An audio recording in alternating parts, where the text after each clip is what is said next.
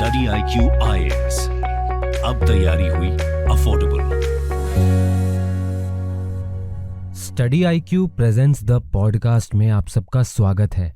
आज के डिस्कशन का टॉपिक है Indianisation of judiciary. Sir, Indianisation of judiciary का मतलब क्या होता है? हमारे present chief justice of India DY Chandrachud ने यह स्पेसिफाई किया है कि इंडियनाइजेशन ऑफ जुडिशरी का मतलब localisation of justice delivery system है। चीफ जस्टिस ऑफ इंडिया ये भी कहते हैं कि इंडियन कोर्ट्स को जस्टिस डिलीवरी को सिंप्लीफाई करते हुए लिटिगेट सेंट्रिक प्रोसेस को अडॉप्ट करना होगा। अगर इंडिया के जुडिशियल सिस्टम की बात की जाए तो इंडिया के पास वर्ल्ड का ओल्डेस्ट जुडिशियल सिस्टम है जो कि 5000 ईयर्स पुराना है। आज से ही नहीं बल्कि बहुत सालों से इंडिया के पास एक इफेक्टिव, ट्रस्टवर्दी और डेमोक्रेटिक जुडिशियल सिस्टम अवेलेबल है। हाउएवर, प्रेजेंट सिचुएशंस में बहुत सारे स्टेटमेंट्स और जजमेंट्स को वेस्टर्न ज्यूरिस्प्रूडेंस से अडॉप्ट किया जाता है और इंडिया के अपनी एंशिएंट सिस्टम को आज की डेट में बहुत कम रिकॉग्निशन मिलता है। Sir, recently Indianisation of judiciary news में क्यों था? रिसेंटली एक ऑनलाइन ई-इंस्पेक्शन सॉफ्टवेयर के इनॉग्रेशन में चीफ जस्टिस ऑफ इंडिया ने ये बोला कि सुप्रीम कोर्ट अपने जजमेंट्स को 4 लोकल लैंग्वेजेस में ट्रांसलेट करेगा, जो कि हिंदी, तमिल, गुजराती और ओडिया ये सारी है। और इस इनिशिएटिव की वजह से इंडियनाइजेशन ऑफ जुडिशरी पॉसिबल हो पाएगा, which is the need of the hour. Sir, judiciary के इंडियनाइजेशन से रिलेटेड हम कुछ रिकमेंडेशंस को समझना चाहते हैं। जुडिशरी के इंडियनाइजेशन के सपोर्ट में कुछ रिपोर्ट्स हम देखने की कोशिश करते हैं। पहला रिपोर्ट है मालिमात कमेटी रिपोर्ट। मालिमात कमेटी रिपोर्ट ने ईयर 2000 में यह सजेस्ट किया था कि एक शेड्यूल टू द कोर्ट सभी रीजनल लैंग्वेजेस में लाने की जरूरत है ताकि एक्यूज्ड को अपनी राइट्स का पता हो। इन केस अगर उसे इंग्लिश या फिर दूसरे लैंग्वेजेस में दिक्कत हो तब ये रीजनल लैंग्वेजेस में उसे हेल्प करेगा to improve his access to rights. दूसरी रिकमेंडेशंस है law commission in 1958। Law commission of India ने अपनी 14th रिपोर्ट में एक ऑल इंडिया जुडिशियल सर्विस को सेटअप करने की बात प्रपोज की थी। फिर 1987 में लॉ कमीशन ने अपनी एक रिपोर्ट के माध्यम से यह रेकमेंड किया था कि इंडिया में 50 जजेस पर मिलियन पॉपुलेशन होनी चाहिए और उस टाइम पर यह रेशो 10.5 का था। और इसी रिपोर्ट में भी उन्होंने इंडियनाइजेशन ऑफ जुडिशरी की बात भी रखी थी। सर, हमारी जुडिशरी को इम्प्रूव करने के लिए कौन से मेथड्स को अपनाया गया? पहला इनिशिएटिव तो ये रहा कि वीडियो कॉन्फ्रेंसिंग एक बहुत ही इंपॉर्टेंट टूल माना गया। लॉकडाउन के टाइम पर वीडियो कॉन्फ्रेंसिंग बहुत पॉपुलर हो गया था। दिल्ली हाई कोर्ट एक ऐसी कोर्ट है जिसमें मैक्सिमम नंबर ऑफ केसेस को वीडियो कॉन्फ्रेंसिंग के माध्यम से ही डील किया जाता था। नेक्स्ट इनिशिएटिव है आर्टिफिशियल इंटेलिजेंस से रिलेटेड, जो कि एक AI बेस्ड टूल है, सुपेस मॉडल। ये मॉडल मई 2020 में लीगल रिसर्च के अंदर जजेस को असिस्ट करने के लिए एक artificial intelligence based portal launch किया गया, जिससे सुपेस बोला जाता है। सुपेस का फुल फॉर्म है supreme court portal for assistance in court efficiency. Next initiative है national commission for justice delivery and legal reforms. ये मिशन एक कोऑर्डिनेटेड अप्रोच के साथ जुडिशरी के अंदर केसेस की पेंडेंसी को कम करता है।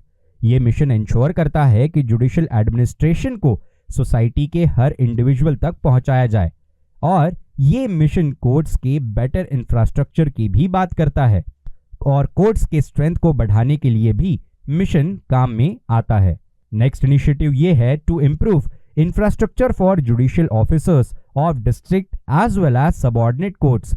जब से सेंट्रलाइज्ड स्पॉन्सर स्कीम को इंफ्रास्ट्रक्चर फैसिलिटी के डेवलपमेंट के लिए इनकॉर्पोरेट किया गया, तभी से हमें फंड्स में एक शार्प इंक्रीज देखने को मिला और सेंट्रली स्पॉन्सर्ड स्कीम के इनकॉर्पोरेट होने के बाद ₹9,291 करोड़ रिलीज किए गए for the betterment of infrastructure. और इसका प्रूफ हमें कोर्ट हॉल्स की इंक्रीज होती हुई संख्या में दिखता है। नेक्स्ट इनिशिएटिव ये है कि इंफॉर्मेशन एंड कम्युनिकेशन टेक्नोलॉजी को इनकॉर्पोरेट किया गया in our judicial system. Government ने ई कोर्ट्स मिशन को इंप्लीमेंट करने के लिए मिशन मोड में काम करना शुरू कर दिया है ताकि कंट्री के सभी कोर्ट्स को इंफॉर्मेशन एंड कम्युनिकेशन टेक्नोलॉजी से जोड़ दिया जाए।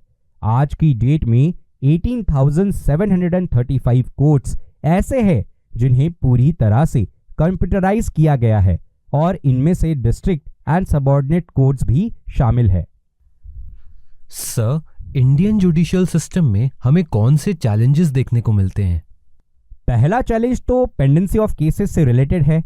इंडिया के जुडिशियल सिस्टम में आज भी 30 मिलियन केसेस पेंडिंग है। 30 मिलियन केसेस में से 4 मिलियन केसेस हाई कोर्ट के हैं और 60,000 केसेस सुप्रीम कोर्ट के हैं और ये फिगर विथ टाइम इंक्रीज होता रहता है, जो हमारे जुडिशियल सिस्टम की इनएडिक्वेटनेस को दर्शाता है। Next challenge under trial prisoners से रिलेटेड है। मेजॉरिटी ऑफ इंडियन प्रिजनर्स अपने केस पर कोर्ट के वर्डिक्ट का वेट करते हैं और जब तक कोर्ट अपना वर्डिक्ट नहीं देता तो उन्हें प्रिजन में ही रहना पड़ता है। इसी की वजह से majority of people designated time से ज्यादा टाइम प्रिजन्स के अंदर बिताते हैं। नेक्स्ट चैलेंज रिक्रूटमेंट से रिलेटेड है। जुडिशियल पोस्ट को क्विकली फिल नहीं किया जाता है। हमारी कंट्री की पॉपुलेशन 135 बिलियन है और हमारे कंट्री में सिर्फ 25,000 जजेस है। इतना ही नहीं, हाई कोर्ट के अंदर ऑलमोस्ट 400 वैकेंसीज है और around 35% of the post in lower judiciary vacant है। लेकिन रिक्रूटमेंट प्रोसेस इतनी कॉम्प्लेक्स होने की वजह से वैकेंसीज बढ़ जाती है। Next challenge chief justice of India के अपॉइंटमेंट से रिलेटेड है। सीजेआई के अपॉइंटमेंट में फेवरेटिज्म और नेपोटिज्म को बढ़ावा दिया जा सकता है। चीफ जस्टिस के अपॉइंटमेंट के लिए कैंडिडेट्स को इवैल्यूएट करने का कोई भी स्पेसिफिक क्राइटेरिया मेंशन नहीं किया गया है, जिसकी वजह से नेपोटिज्म और फेवरेटिज्म को बढ़ावा मिलने की गुंजाइश बचती है। And because of this judicial appointment किसी भी तरह की ट्रांसपेरेंसी नहीं रखता है। Next challenge British origin of Indian judiciary है। Present Indian judicial system colonial system of judiciary से इंस्पायर्ड है और एक्सपर्ट्स के अकॉर्डिंग इंडियन पॉपुलेशन की नीड्स के अकॉर्डिंग ब्रिटिश प्रोसीजर्स सूटेड नहीं मानी जाती है। सर, क्या आप इन इश्यूज के रिस्पेक्ट में कुछ सॉल्यूशंस बता सकते हैं? पहला सॉल्यूशन तो ये है कि हमें जुडिशरी के अंदर अपॉइंटमेंट सिस्टम को ट्रांसफॉर्म करना होगा और वैकेंसीज को इमीडिएटली फिल करना होगा और जजेस के अपॉइंटमेंट के लिए एक एप्रोप्रिएट टाइमलाइन को भी एस्टैब्लिश करना होगा एंड जल्द से जल्द एक ऑल इंडिया जुडिशियल सर्विस को एस्टैब्लिश करना जरूरी है।